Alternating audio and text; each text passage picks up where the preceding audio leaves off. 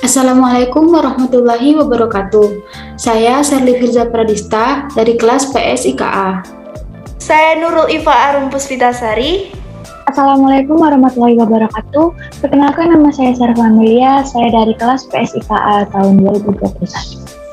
Perkenalkan, nama aku Umu Nazifatul Maulidiyah. Perkenalkan, nama saya Retno Suci Maharani, NIM 046, kelas PSIKA. Perkenalkan, nama saya Vira Sufiaratno Ariesta dari kelas PSIKA. Perkenalkan, nama saya Enda Deviani, saya dari kelompok 4 PSIKA. Perkenalkan, nama saya Suryana Rizky Romadoni. Saya Nuzri Rifki Masalif. Perkenalkan, nama saya Maizan Nur Aulia, NIM 007, Angkatan 2021, kelas A Ilmu Keperawatan. Perkenalkan, nama saya Junanda Mesita Dewi. Di video kali ini kita akan menjelaskan tentang pembelahan sel. Yang pertama, kita akan menjelaskan tentang pengertian sel. Yang kedua, kita akan menjelaskan tentang fungsi-fungsi dari pembelahan sel. Yang ketiga, kita akan menjelaskan tentang jenis-jenis pembelahan sel. Dan yang terakhir, kita akan menjelaskan tentang contoh-contoh dari pembelahan sel itu sendiri. Tujuan dari pembuatan video pembelajaran ini ialah yang pertama, mahasiswa memahami mengenai posisi sel, kromosom, dan DNA dalam kaitannya dengan organisme. Yang kedua, mahasiswa bisa memahami jenis-jenis pembelahan sel. Dan yang terakhir, mahasiswa mampu mengetahui setiap tahapan proses dari pembelahan sel itu sendiri. Assalamualaikum warahmatullahi wabarakatuh. Di sini saya akan menjelaskan kepada teman-teman tentang apa sih pembelahan sel itu. Pembelahan sel disebut juga dengan reproduksi sel karena pembelahan sel terjadi dengan memperbanyak diri menjadi 2 atau lebih. Sel ini sendiri memiliki arti yaitu unit struktural dan fungsional terkecil sebagai penyusun suatu organisme sehingga sel menjadi hal paling penting bagi kehidupan suatu organisme. Pada tahun 1858, ada seorang dokter di Jerman yang bernama Rudolf Virchow yang mengemukakan teori tentang sel, yakni omnus cellula e cellula, yang memiliki arti setiap sel berasal dari sel lainnya, sehingga sel memiliki keahlian untuk membelah atau memperbanyak diri. Pembelahan sel ini berkaitan erat dengan proses pertumbuhan dan perkembangan suatu makhluk hidup. Kita ambil contohnya dari sel sperma dan sel ovum. Berubah menjadi zigot, kemudian menjadi janin, bayi, remaja, sehingga dewasa. Namun, tidak semua pembelahan pada makhluk hidup itu sama. Kita mengenal adanya makhluk hidup yang memiliki jenis sel eukariotik dan prokaryotik. Kedua jenis sel tersebut tentunya berbeda, sehingga berpengaruh juga pada jenis pembelahan selnya. Dalam pembelahan sel ini, sel juga memiliki rentang umur. Contohnya, seperti sel darah merah pada manusia, yang berusia hanya 120 hari. Setelah 120 hari, seharusnya sel darah merah itu mati atau digantikan. Nah, jumlah sel dalam setiap organnya juga harus konstan, tidak boleh lebih dan tidak boleh kurang. Contohnya, sel darah merah dalam tubuh perempuan dewasa berkisaran 4-5 juta sel 1 mikroliter darah. Apabila sel dalam organ tubuh melebihi jumlah yang seharusnya ia akan terjadi gangguan penyakit yang disebut dengan tumor. Jadi, sekian dari saya tentang pembelahan sel itu apa, serta selanjutnya akan dilanjutkan dengan teman saya untuk penjelasan lebih lanjutnya. Fungsi pembelahan sel yang kedua ada pada makhluk hidup multiseluler atau makhluk hidup bersel banyak adalah sebagai cara untuk memperbanyak sel tubuh sehingga makhluk hidup yang bersangkutan dapat tumbuh dan berkembang. Di sini saya akan menjelaskan tentang jenis pembelahan sel. Jenis pembelahan sel sendiri terbagi menjadi 3, yaitu ada pembelahan secara meiosis, mitosis, dan amitosis. Di sini saya akan sedikit menjelaskan tentang pembelahan secara meiosis. Meiosis salah satu jenis pembelahan sel yang terjadi pada organisme yang berproduksi secara seksual untuk memproduksi sel gamet. Meiosis sendiri terbagi menjadi dua tingkatan, yaitu fase meiosis 1 dan fase meiosis 2. Pada fase meiosis 1 dibagi menjadi 4, yaitu profase 1, kromosom memendek, menebal, dan berduplikasi. Yang kedua, ada metafase 1, kromosom homolog saling berhadapan. Anafase 1, masing-masing kromosom menuju kutub berlawanan. Yang keempat, ada telefase 1, terbentuk dua sel anakan yang haploid. Yang kedua, ada fase meiosis 2 yang dibagi menjadi 4, yaitu profase 2, kromatin menebal membentuk kromosom. Yang kedua, ada metafase 2, kromosom berjejer di bidang ekuator.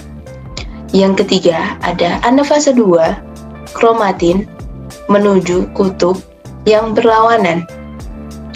Yang keempat, ada telefase 2 yang terbentuk 4 sel anakan yang haploid. Sekian dari saya penjelasan pembelahan sel secara meiosis, dan akan dilanjutkan oleh teman saya. Di sini saya akan menjelaskan tentang jenis pembelahan sel yang kedua, yaitu pembelahan mitosis. Pembelahan mitosis adalah peristiwa pembelahan sel yang menghasilkan dua sel anak dengan jumlah kromosom yang sama seperti sel induknya. Istilah mitosis dalam arti sempit menyangkut pembelahan nukleus menjadi dua nukleus, dan istilah sitokinesis dipakai untuk pembelahan sitoplasma yang menghasilkan sel anak yang masing-masing mengandung sebuah nukleus anak. Kamu tahu kan, seluruh aktivitas sel di organisasi dari nukleus lebih spesifik oleh DNA. Maka dari itu, peristiwa pembelahan sel pun terjadi di nukleus. Proses pembelahan sel bukan berarti ia menduplikasi seluruh bagian dirinya, akan tetapi yang sebenarnya terjadi adalah hanya DNA saja yang digandakan. Di sini ada 5 tahap panmitosis, yaitu profase, metafase, anafase, telofase, dan interfase. Yang pertama, tahap profase. Pada awal profase, sentrosom mengalami replikasi sehingga menghasilkan dua setrosom. Lalu setiap setrosom akan bergerak menuju kutub-kutub inti sel yang letaknya berlawanan. Di saat dianyadis bersamaan, mitrokubulus mulai tampak di antara dua setrosom. Mitrokubulus ini adalah syarat protein yang panjang yang memanjang dari sentriol menuju ke segala arah. Semakin lama, mitrokubulus akan membentuk serupa gulungan benang yang dapat kita sebut dengan benang-benang spindel. Di tahap ini juga benang-benang kromatin mulai menebal yang lalu membentuk kromosom. Nah, kromosom ini memiliki dua kromatid identik yang terkait pada centromer atau kepala kromosom. Nah, setiap centromer ini mempunyai dua kinetokor yang merupakan formasi protein pada akhirnya menjadi tempat melekatnya benang-benang spindel. Pada akhir tahap profase, nukleus dan membran inti sel mulai lenyap. Selain itu, sentrosom sudah tiba di kutubnya masing-masing. Benang-benang spindel pun akan membentang dari kutub satu ke kutub yang lain. Benang spindel ini memiliki peranan yang menarik kromosom ke bagian tengah inti sel di tahap selanjutnya. Kesimpulan pada fase ini yang terjadi adalah yang pertama, kromosom sudah mengganda alias sudah jadi dua lalu kemudian memadat. Yang kedua, membran inti mulai rusak menjadi bagian-bagian kecil atau fragmen. Yang kedua adalah tahap metafase. Pada tahap ini, nukleus dan membran inti sel menjadi tidak terlihat. Masing-masing kinetokor pada sentromer dihubungkan ke satu sentrosom oleh benang-benang spindel. Nah, nanti pasangan kromatid bergerak ke bagian inti sel bidang ekuator dan terbentuklah lempeng metafase. Posisi kromosom yang terletak pada bagian tengah inti sel ini memproduksi jumlah kromosom dapat dihitung dengan tepat dan bentuk kromosom juga bisa diamati. Jelas, pada fase ini kromosom sudah mengganda kemudian memadat, membran inti mulai rusak menjadi bagian-bagian kecil yang disebut fragmen. Yang ketiga yaitu tahap anafase. Tahap anafase, pemisahan kromatid menandai fase ini mulai dari bagian sentromer yang kemudian membentuk kromosom baru. Masing-masing kromosom ditarik oleh benang-benang spindel, bergerak menuju kutub yang berbeda arah. Jumlah kromosom yang menuju ke kutub yang satu akan sama persis dengan jumlah kromosom yang menuju ke kutub yang lain. Jadi pada tahap akhir anafase, kromosom nyaris tiba ke kutubnya masing-masing. Selain itu, mulai terjadi juga sitokinesis. Apa itu sitokinesis? Sitokinesis adalah fase pembelahan atau pemisahan sitoplasma, organel, dan membran seluler. Pembelahan ini diawali dari pinggir sel membran sel, bergerak menuju ke bagian tengah sel, sehingga akan membuahkan hasil dua sel yang disebut sel anak. Jadi pada fase ini disimpulkan menjadi dua, yaitu yang pertama kromosom bergerak menuju kutub yang berlawanan, yang kedua pada akhir anafase kedua kutub sel memiliki kromosom yang jumlahnya sama. Yang keempat yaitu tahap telofase. Tahap telofase ini kita sudah masuk ke tahap akhir dari pembelahan mitosis. Pada tahap ini kromosom telah tiba di kutubnya masing-masing. Benang-benang sepindah mulai lenyap dan membran inti sel juga mulai ada di antara dua kelompok kromosom yang terpisah. Pada fase ini kromosom makin lama akan menipis dan berubah bentuk menjadi benang-benang kromatit kembali. Yang pertama, membran inti mulai kembali bergabung. Yang kedua, terbentuknya dua sel anakan yang bersifat diploid. Proses mitosis menghasilkan dua anak sel dari satu sel asal. Karena semua sel dalam tubuh berasal dari mitosis, sebuah sel telur yang telah dibuahi, maka setiap sel memiliki macam jumlah dan kromosom yang sama.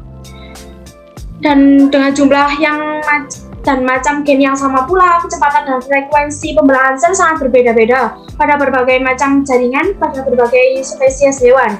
Pada tahap perkembangan embrio, jarak antara pembelahan sel mungkin hanya sekitar 30 menit. Pada jaringan dewasa, terutama sel saraf, pembelahan sel sangat jarang terjadi.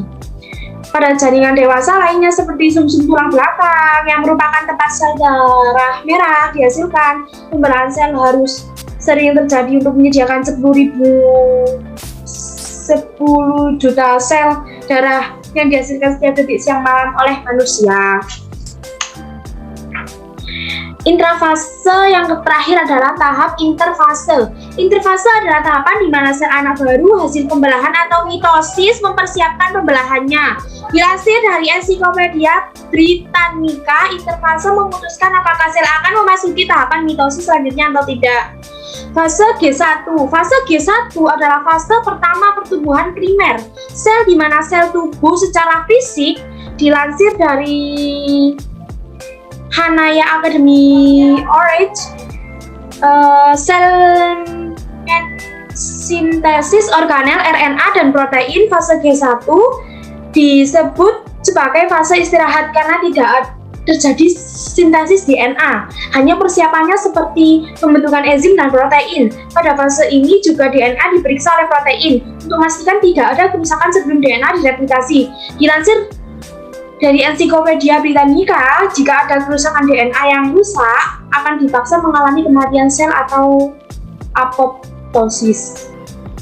Amitosis. Amitosis ini adalah reproduksi sel di mana sel berkembang secara langsung atau sudah otomatis, seperti contoh bakteri dan ganggang biru bersel satu. Yang dimaksud di sini secara otomatis adalah tidak memiliki proses panjang, yang dimana inti sel atau induk sel itu berkembang biak menjadi dua menjadi 4 menjadi 8 dan seterusnya, yang intinya berkelipatan menjadi 2 gitu.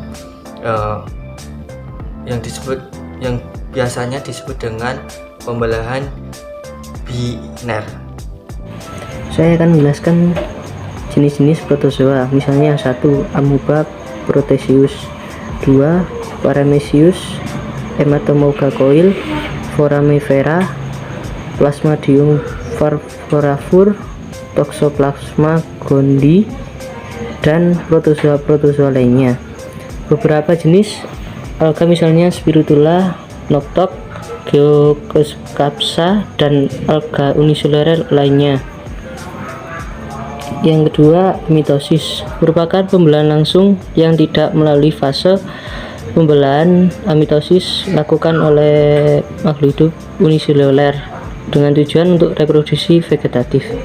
Saya akan menyebutkan contoh-contoh sel dari pembelahan sel. Contoh jenis pembelahan sel yang kedua yaitu mitosis.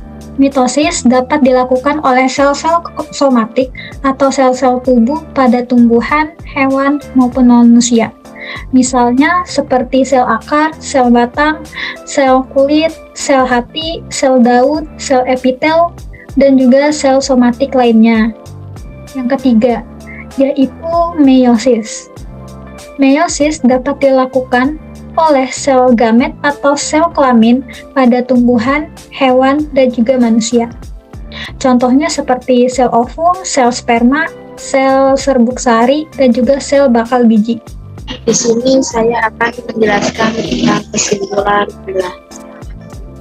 Jadi apa yang sudah materi yang kami bahas tentang pembelahan sel, kami dapat menarik kesimpulan yaitu pembelahan sel dapat dilakukan dengan dua metode yaitu mitosis dan meiosis. Mitosis itu bertujuan untuk membelah sel menjadi dua anak sel dengan karakteristik yang sama, sedangkan meiosis bertujuan untuk menghasilkan sel gamet atau sel reproduksi dengan sifat berbeda. Sekian kesimpulan dari saya. Terima kasih.